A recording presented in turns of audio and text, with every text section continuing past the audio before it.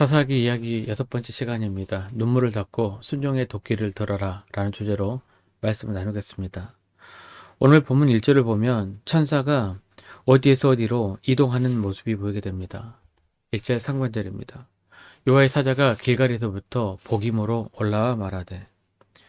이 두 지명에는 엄청난 영적 비밀이 숨어 있습니다. 길갈과 복임을 함께 잠깐 보시겠습니다. 길갈이라는 곳은 요단강을 건너 처음 진을 친 곳이었습니다. 애굽의 수치를 굴려 보냈다고 선포한 승리의 베이스 캠프였습니다.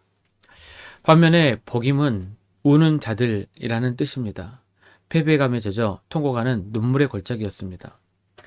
여러분, 기가 막히지 않습니까? 불과 한 세대 만에 이스라엘은 승리의 길가를 떠나 통곡의 복임으로 추락했습니다. 웃으며 시작했다가 울며 끝나는 인생이 된 것입니다. 오늘 우리는 왜 그들이 무너졌는지 세 가지 이유를 통해 살펴보고 다시 길갈로 돌아갈 길을 찾고자 합니다. 첫 번째입니다. 타협은 지혜가 아니라 항복입니다.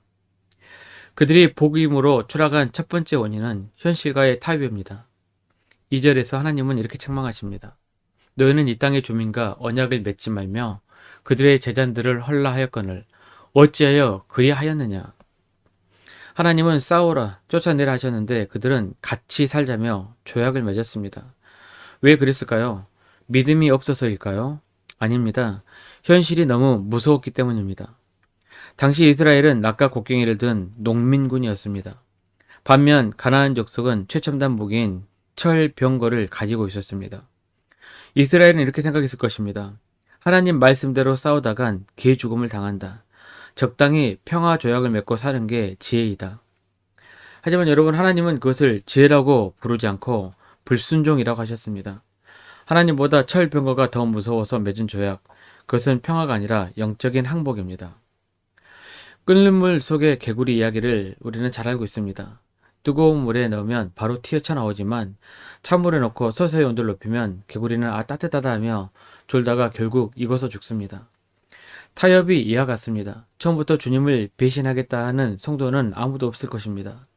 이번 한 번만 주일 성수 빠지자. 남들도 다 하는데 세금 좀 적게 내자. 이런 작은 타협들이 쌓여 결국 우리를 영적 패배자로 만들게 됩니다. 혹시 여러분 세상과 맺은 평화 조약이 있습니까? 타협은 절대 지혜가 아닙니다. 적에게 나의 안방을 내어주는 항복입니다. 두 번째입니다. 눈물은 회개가 아니라 후회일 뿐입니다. 하나님의 책망이 떨어지자 백성들이 어떻게 합니까? 4절입니다. 백성이 소리를 높여 온지라. 온 백성이 대성통곡했습니다. 얼마나 크게 울었으면 그곳 이름이 복임이 되었겠습니까? 그런데 냉정하게 물어야 합니다. 이 눈물은 진짜 회개였을까요? 성경의 역사를 보면 그들은 울고 난 뒤 아무것도 바꾸지 않았습니다.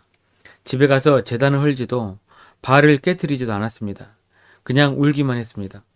우리는 회개와 후회를 구분해야 합니다.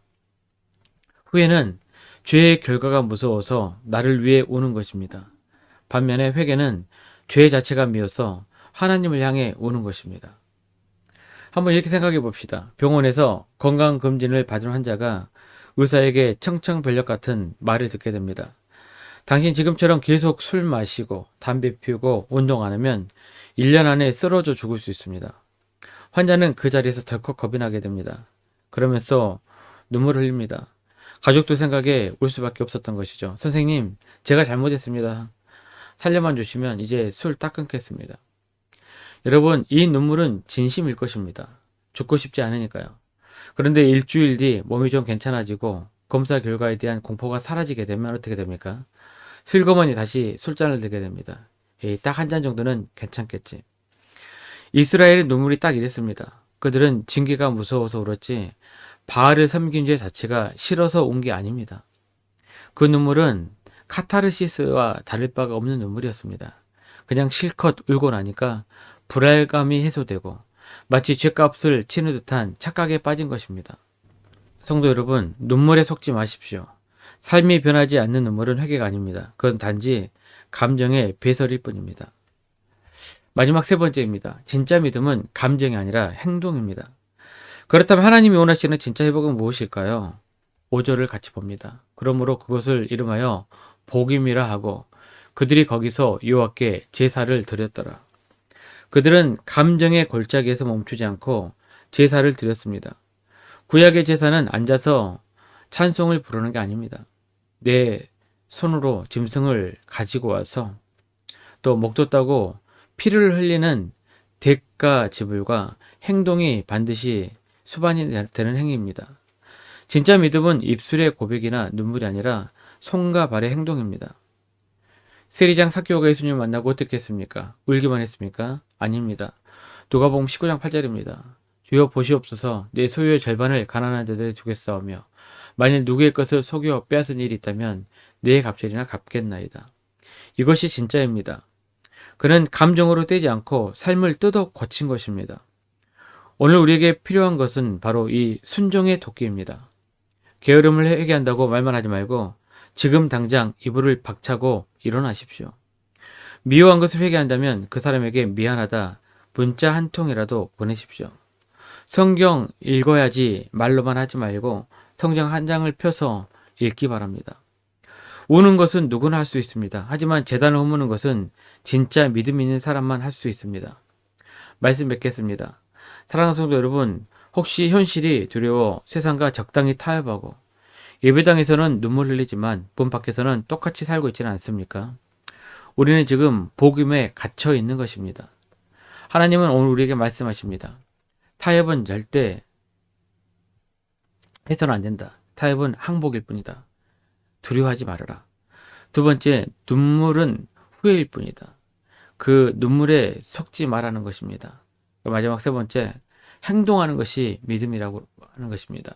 그래서 우리는 순종의 도끼를 들고 도끼를 내리찍은 행동까지 나아가야 됩니다.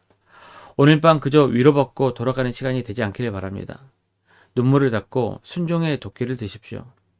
내 삶을 갉아먹은 작은 바알의 제단을 오늘 밤 찍어내 버리십시오. 우리가 행동할 때 하나님은 우리를 눈물 골짜기에서 건져내어 다시 승리의 길갈로 인도하실 것입니다.